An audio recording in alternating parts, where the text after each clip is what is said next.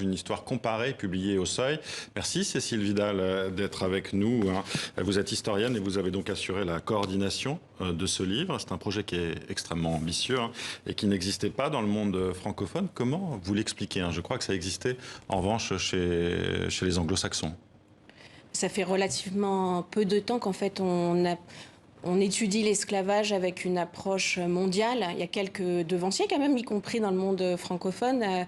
Claude Meillassoux sur l'Afrique, Condamine sur l'Asie, et puis d'autres tentatives en effet en anglais. Mais le livre, même s'il est publié en français à destination pour le moment d'un public francophone, il réunit vraiment une équipe internationale de 15 nationalités. On a traduit une grande partie des articles de l'ouvrage, la moitié des articles. Donc c'est plus un ouvrage international qu'un ouvrage strictement français, francophone. Il sera traduit en anglais ? On espère. Alors, qu'est-ce qui vous a poussé à rédiger cet ouvrage? Ça fait 5 ans que vous travaillez dessus. Est-ce que ce sont les questionnements, évidemment, du monde contemporain, Black Lives Matter aussi, ce phénomène, évidemment, qui est apparu il y a quelques années, les questions postcoloniales qui sont très présentes dans le débat actuel, puis il y a le 20e anniversaire, évidemment, de la loi Taubira. En effet, nos recherches sur l'esclavage à des époques et dans des endroits différents est en lien avec cette actualité politique, sociale, cette demande en fait sociale de comprendre l'esclavage tel qu'il s'est développé dans différents continents à différentes époques. Et donc en effet, il y a une grande résonance avec les 20 ans de la loi Taubira qui ont permis l'essor des recherches sur le sujet en France. Il y avait un blocage avant en France justement pour étudier l'esclavage? Pas tellement pour étudier, mais pour que ce champ de recherche soit visible et légitime. Pourquoi? Parce qu'on a longtemps écrit une histoire nationale française centrée sur le royaume.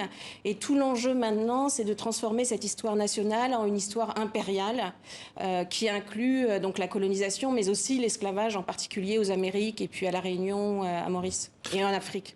Oui, il fallait redessiner, comme l'écrit Paul Ismar, qui a dirigé donc ce livre, la cartographie des esclavages dans l'histoire en désordonnant un paysage traditionnellement centré sur l'histoire atlantique. Qu'est-ce que ça veut dire précisément? Que quand on pense, par exemple en France, à l'esclavage, on pense forcément au commerce triangulaire et pas au reste, aux autres esclavages? Oui, et en fait, la couverture du livre est assez révélatrice de cette image qu'on a tout de suite d'un esclave, qui est un esclave d'Afrique subsaharienne, et associé à la déportation outre-Atlantique et au travail dans les plantations de canne à sucre et autres produits exotiques des Amériques. Mais bien sûr, en fait, ce qu'on essaye de montrer, c'est que si l'esclavage n'a pas existé dans toutes les sociétés, il a existé dans de très nombreuses sociétés à travers le monde, sur tous les continents et à toutes les périodes, y compris jusqu'à nos jours. Oui, alors c'est ça qui est passionnant et surprenant pour les gens qui ne connaissent pas bien ce phénomène, c'est de comprendre que l'esclavage remonte au néolithique. Oui, parce que alors. Les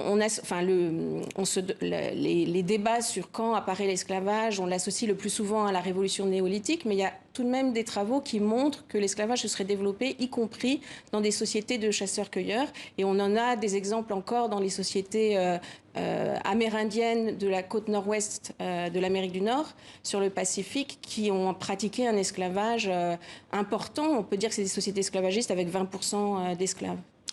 On découvre aussi des esclavages méconnus, vous en parliez, l'Inde, la Russie de Pierre le Grand, les Amérindiens nomades Yuki de Bolivie, voilà, j'ai noté ça aussi. C'est vrai que ça c'est surprenant quand même.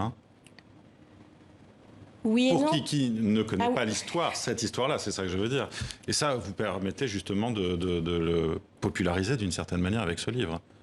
Oui. Tout en mettant en évidence la singularité tout de même de la traite transatlantique et l'esclavage américain. C'est-à-dire que d'un côté, on désaméricanise cette histoire qu'elles ont longtemps vue uniquement au prisme de cet esclavage américain, et en même temps, la comparaison permet de mettre en valeur la singularité de ce système atlantique d'esclavage. Une des questions aussi du livre, justement, c'est de définir l'esclavage. Il y a beaucoup de propositions que vous faites. Vous-même, vous écrivez voilà, une définition de nombreux termes.